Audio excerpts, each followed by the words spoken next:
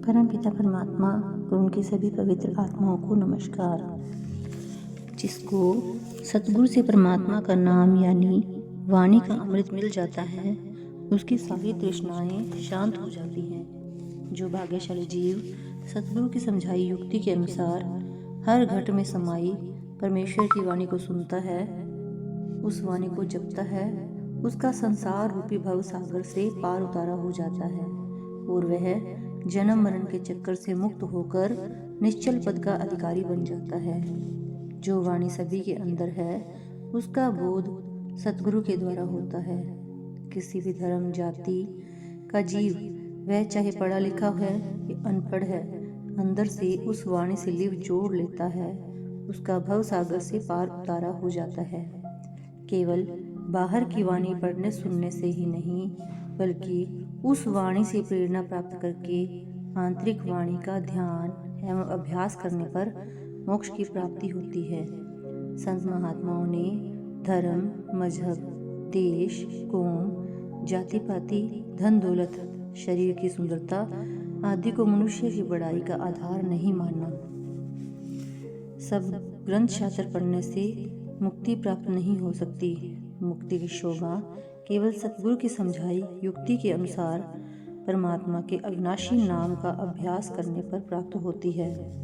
जो कोई भाग्यशाली जीव सतगुरु की दया से घट घट में व्याप्त प्रभु के नाम का अभ्यास करता है, उसका कलयुग में भव सागर से उद्धार हो जाता है। संसार के सब धर्मों और सब जातियों के लोगों के लिए नाम ही मुक्ति का सच्चा साधन है, जिससे जन्म मरण के चक्कर से हमेशा के लिए छुटकारा मिल जाता है। दुनिया के सब धर्म ग्रंथ किसी न किसी विशेष भाषा में हैं। अनेक लोग उस भाषा को नहीं जानते। अनेक ऐसे लोग भी हैं जो किसी भी भाषा का कोई धर्म ग्रंथ नहीं पढ़ सकते। संसार में कबीर साहब, गुरु रविदास जी, गुरु रामदास जी जैसे अनेक पूर्ण पुरुष हुए, जिन्होंने कभी किसी स्कूल का रास्ता भी नहीं देखा, परंतु वे परमात्मा के नाम, शब्द या वाणी से लिव जोड़कर परम पद के अधिकारी बन गए। जिन भाग्यशाली जीवों को अपने अंदर से सच्ची वाणी का बोध हो जाता है, उनका अहंकार से छुटकारा हो जाता है, उन्हें तीनों लोकों के बारे में पूर्ण ज्ञान प्राप्त हो जाता है और वे सदा के लिए परमात्मा रूपी सच में अभेद हो जाते हैं। परमात्मा के नाम में ध्वनि यानी आवाज होने के कारण उसको शब्द, वाणी, अनहद वाणी आदि कहा गया है। इसी तरह ध्वनि के गुण के कारण इसको कीर्तन भी कहा जाता है। जो भाग्यशाली जीव परमात्मा की दया से परमात्मा के नाम का कीर्तन करता है, प्रभु के नाम का अभ्यास करता है, उसके जन्म मरण के सब दुख दूर हो जाते हैं। परमात्मा की कृपा से नाम का अभ्यास करने वाला जीव माया में लिप्त नहीं होता। वह इस मायामय जगत में रहता हुआ भी हमेशा उससे निर्लिप्त रहता है।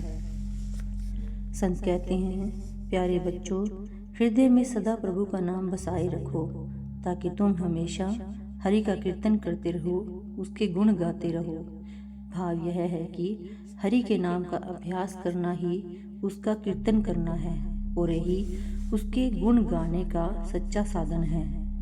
संत जन समझाते हैं कि परमात्मा के घर दर में शब्द या नाम के कीर्तन की आनंदमयी ध्वनि दिन रात गूंजती रहती है।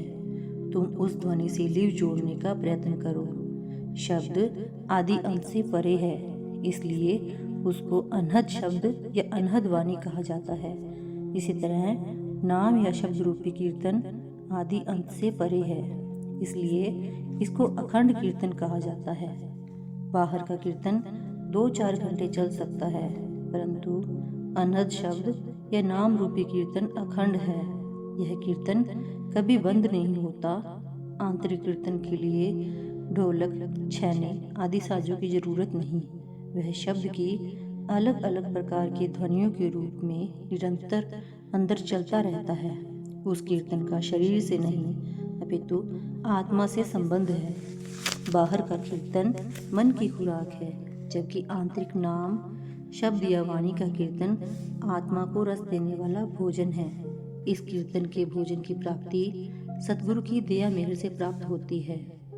परमात्मा के राम नाम के कीर्तन का प्रसाद पूर्ण साधु संतों द्वारा बख्शा जाता है।